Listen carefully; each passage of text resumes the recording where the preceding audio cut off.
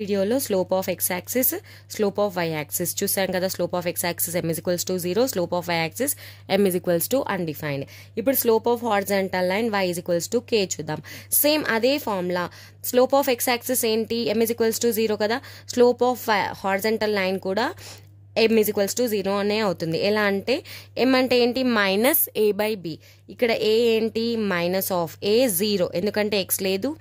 b ఏంటి 1 ఎందుకంటే y quotient 1, so 0. Slope of horizontal line 0.